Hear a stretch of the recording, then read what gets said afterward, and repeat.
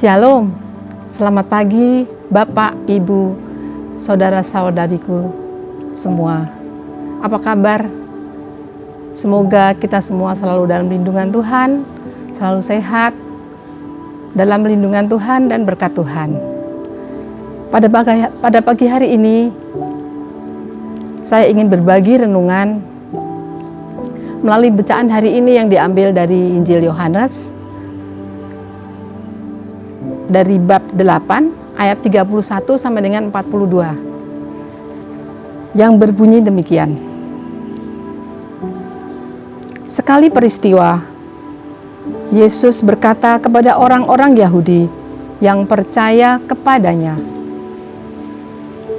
"Jikalau kamu tetap dalam firman-Ku, maka kamu benar-benar murid-Ku, dan kamu akan mengetahui kebenaran, dan kebenaran itu akan memerdekakan kamu." Jawab mereka, "Kami adalah keturunan Abraham dan tidak pernah menjadi hamba siapapun. Bagaimana engkau dapat berkata, kamu akan merdeka?" Kata Yesus kepada mereka, "Aku berkata kepadamu, sesungguhnya, setiap orang yang berbuat dosa adalah hamba dosa. Dan hamba tidak tetap tinggal di dalam rumah. Yang tetap tinggal di dalam rumah adalah anak. Tetapi, apabila anak itu memerdekakan kamu, kamu pun benar-benar merdeka. Aku tahu bahwa kamu adalah keturunan Abraham, tetapi kamu berusaha untuk membunuh aku, karena firman-Ku tidak beroleh tempat di dalam kamu. Apa yang kulihat pada Bapa, itulah yang kukatakan. Seperti halnya kamu melakukan apa yang kamu dengar dari bapamu." Jawab mereka kepadanya, "Bapa kami ialah Abraham." Kata Yesus kepada mereka, "Sekiranya kamu anak-anak Abraham, tentulah kamu mengerjakan pekerjaan yang dilakukan oleh Abraham. Tetapi yang kamu kerjakan ialah berusaha membunuh aku. Aku seorang yang mengatakan kebenaran kepadamu, yaitu kebenaran yang kudengar dari Allah. Pekerjaan yang demikian tidak dikerjakan oleh Abraham. Kamu mengerjakan pekerjaan bapamu sendiri." Jawab mereka, "Kami tidak dilahirkan dari zina. Bapa kami satu, yaitu Allah." Kata Yesus kepada mereka, "Jikalau Allah adalah Bapamu, kamu akan mengasihi aku, sebab aku keluar dan datang dari Allah. Dan aku datang bukan atas kehendakku sendiri, melainkan Dialah yang mengutus aku." Demikianlah Injil Tuhan. Terpujilah Kristus.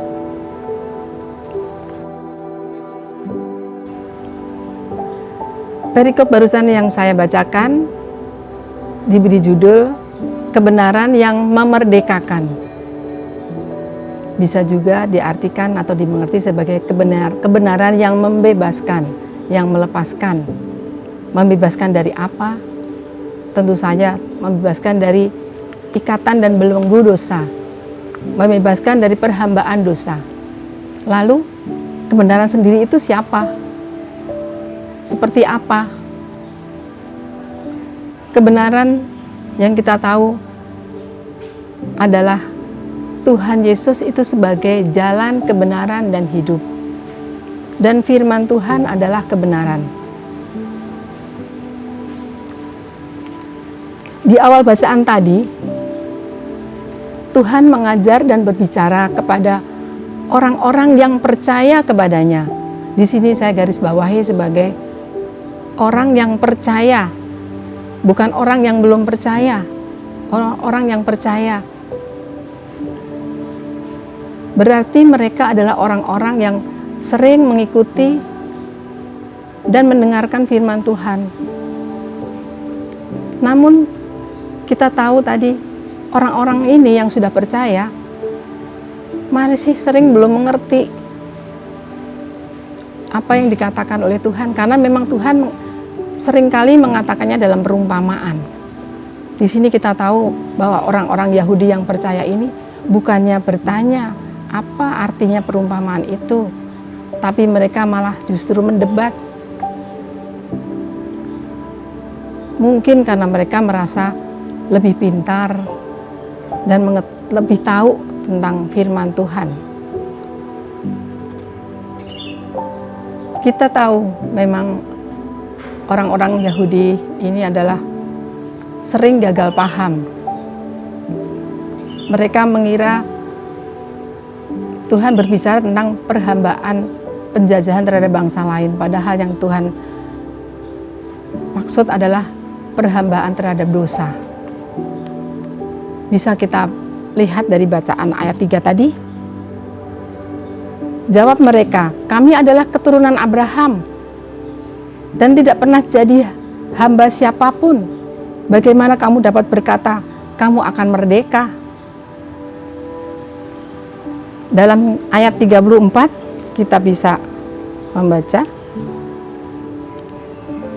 Kata Yesus kepada mereka, aku berkata kepadamu, sesungguhnya setiap orang yang berbuat dosa adalah hamba dosa. Kita tahu setiap orang pasti pernah berbuat dosa, bahkan sering berbuat dosa.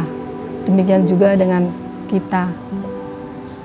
Siapa sih yang tidak pernah luput dari dosa? Pasti semua orang pernah berbuat dosa. Dan terikat, terbelenggu, mungkin dosa-dosa kecil yang sering tidak kita sadari. Saya akan bercerita tentang pengalaman yang saya rasakan, yaitu dalam pergaulan dan berinteraksi dengan orang-orang sekitar saya, dengan teman, dengan saudara, mungkin dengan anak, bahkan dengan suami. Terkadang saya merasakan dan menyimpan rasa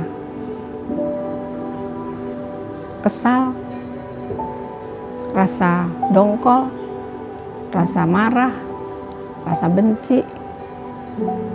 Mungkin juga ada rasa cemas, rasa khawatir yang berlebihan, kadang putus asa, dan pikiran-pikiran negatif lain yang tidak bisa kita hindari dan sering kita lakukan. Dosa-dosa kecil ini memang tidak membawa maut, tapi sering membuat kita kehilangan sukacita dan kedamaian.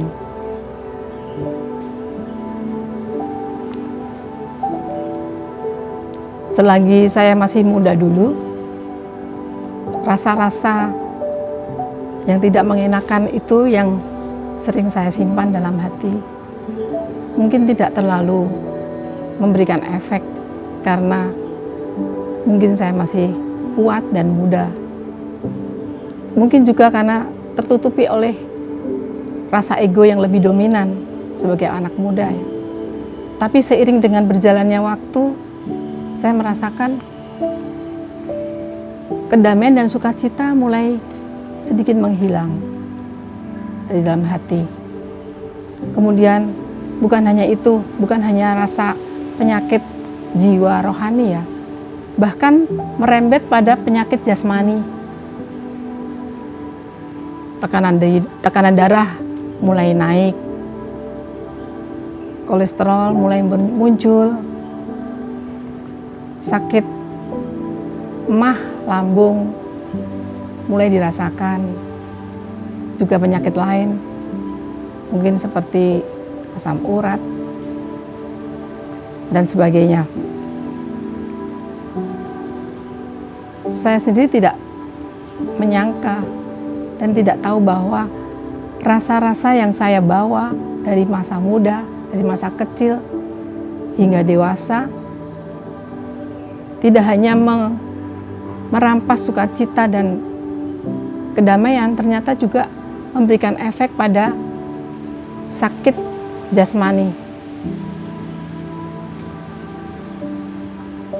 Memang dengan berjalannya waktu banyak orang mengalami sakit ini, tapi apabila kita menyimpan rasa-rasa dendam, rasa sakit hati, maka penyakit itu akan muncul lebih cepat daripada yang seharusnya. Saya tidak menyangka bahwa penyakit fisik ini adalah salah satu penyebab oleh karena pikiran-pikiran negatif yang berada dalam diri saya, yang saya bawa kemana saja sejak kecil. Beban-beban ini menggelayuti dan mengganggu kedamaian dalam hati saya. Lalu saya mulai sadar bahwa beban-beban ini semua harus saya lepaskan, saya tanggalkan, saya tinggalkan. Saya mulai melakukan pertobatan, pengakuan dosa, dan oleh karena rahmat Tuhan, saya dilepaskan, sukacita mulai ada lagi pada saya. Dan ajaibnya, penyakit-penyakit yang menyertai pun mulai meninggalkan saya. Dari sini kita mungkin bisa merenung. Kita ini termasuk orang-orang percaya, golongan orang-orang percaya seperti apa? Karena kita termasuk orang yang percaya kepada Tuhan, setiap hari berdoa, pergi ke gereja. Namun orang percaya seperti orang Yahudi kah? Atau orang percaya yang memang sudah bebas dari perhambaan dosa? Apakah kita adalah orang-orang percaya yang rendah hati, berbelas kasih, tulus ikhlas dan setia? Atau sebaliknya, justru kita adalah orang-orang percaya yang sombong, dengki, suka menuntut, tidak setia dan sering ingkar janji? Apakah kita orang-orang percaya yang masih sering marah, iri, cemas, khawatir, dan putus asa? Ataukah sebaliknya kita adalah orang-orang percaya yang sabar, tulus, tetap tenang dan berpengharapan?